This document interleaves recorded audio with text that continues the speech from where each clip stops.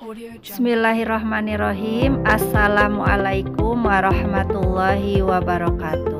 Perkenalkan, nama saya Esi Koryasi dengan nomor NIM 18621 518. Pada kesempatan kali ini saya akan mempresentasikan tugas UAS semester 5 MK Communication and Editing Video dan Animasi dengan Bapak dosen pengampu Bapak Heri Wardana MPD. Pada kesempatan kali ini saya akan membawakan judul pentingnya stimulasi dini bagi tumbuh kembang otak anak. Setiap orang tua pasti ingin memiliki anak yang sehat, cerdas, berpenampilan menarik, dan berakhlak mulia. Kualitas seorang anak dapat dinilai dari proses tumbuh kembang. Proses tumbuh kembang merupakan hasil interaksi faktor genetik dan faktor lingkungan. Faktor genetik atau keturunan adalah faktor yang berhubungan dengan gen yang berasal dari ayah dan ibu, sedangkan faktor lingkungan meliputi lingkungan biologis, fisik, psikologis, dan sosial. Pertumbuhan dan perkembangan mengalami peningkatan yang pasti pada usia dini, yaitu dari 0 sampai 5 tahun.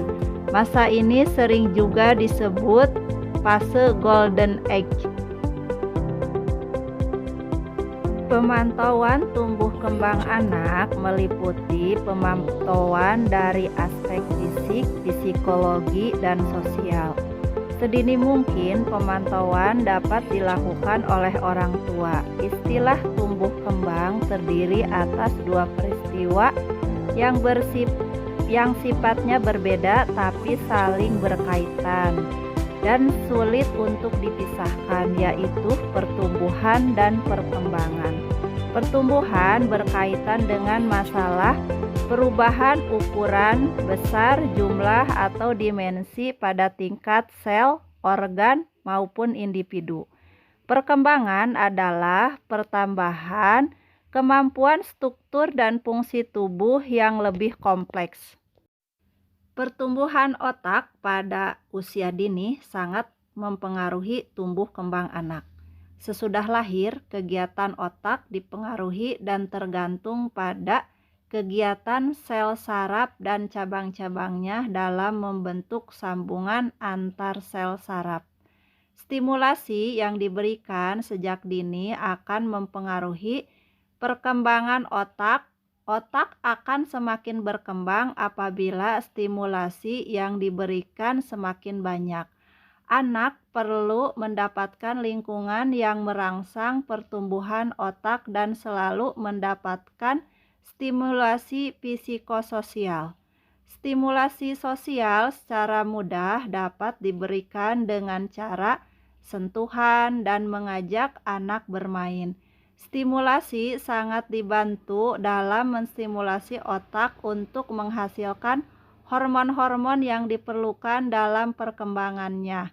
Stimulasi dapat diberikan dalam berbagai bentuk yang sederhana dan mudah untuk dilakukan. Stimulasi tersebut dapat berupa kehangatan, cinta tulus yang diberikan orang tua. Selain itu, orang tua dapat memberikan pengalaman langsung dengan menggunakan panca indera. Interaksi anak dan orang tua melalui sentuhan, pelukan, senyuman, nyanyian, dan mendengarkan dengan penuh perhatian juga merupakan bentuk stimulasi secara dini. Otak manusia mempunyai dua belah, yaitu otak kanan dan otak kiri. Kedua belah otak tersebut mempunyai fungsi dalam proses berpikir. Otak kiri mempunyai kemampuan dalam mengatur proses berpikir analitis dan logis, fungsi bahasa, serta kemampuan sains dan matematika. Selain itu, otak kiri juga berfungsi untuk mengatur kerja organ yang ada di sebelah kiri, mengatur proses berpikir global, dan lebih mengutamakan intuisi. Selain itu, kemampuan seni, musik, dan kreativitas juga dikendalikan oleh otak kanan. Adapun ciri-ciri anak yang didominasi oleh salah satu belah otak menurut John Freeman dan Utami Munandar yaitu A. Otak kanan, senang belajar berkelompok, tidak senang duduk, kurang giat belajar, senang bergerak, memegang, menyentuh, dan mengerjakan sesuatu. Prestasi di sekolah tidak cemerlang dan menyenangi cahaya yang tamaran dan kehangatan. B. Otak kiri, senang belajar sendiri, mandiri, gigih, keras hati, duduk tenang ketika belajar, berprestasi di sekolah, dan senang pengajaran formal. Gizi merupakan salah satu faktor yang berpengaruh terhadap proses tumbuh kembang anak. Pemenuhan gizi yang baik sangat berperan dalam pencapaian pertumbuhan badan yang optimal, termasuk di dalamnya pertumbuhan otak anak.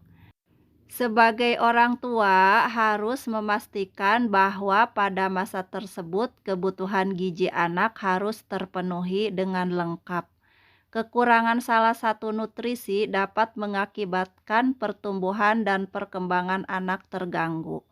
Porsi makanan diberikan sesuai kebutuhan dan makanan dihidangkan dalam keadaan higienis.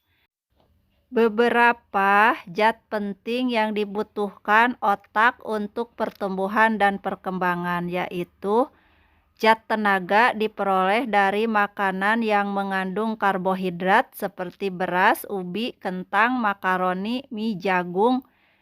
Sedangkan zat pengatur diperoleh dari makanan yang mengandung protein seperti susu, keju, ikan, daging, telur ayam, tahu, tempe.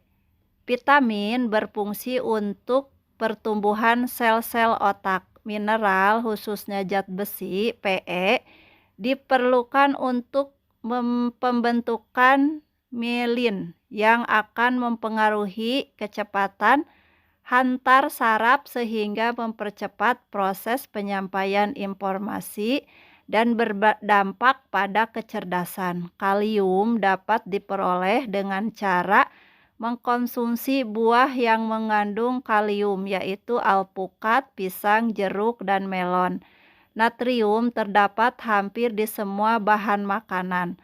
Asam lemak ini penting untuk pertumbuhan otak dan mata anak.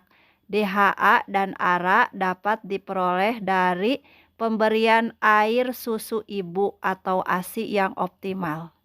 Hanya ini yang dapat saya sampaikan. Semoga bermanfaat untuk menambah wawasan kita pentingnya stimulasi dini bagi tumbuh kembang otak anak dan juga untuk pemenuhan nutrisi anak supaya tumbuh kembang otak anak optimal. Terima kasih atas perhatiannya. Billahi taufik wal hidayah. Wassalamualaikum warahmatullahi wabarakatuh.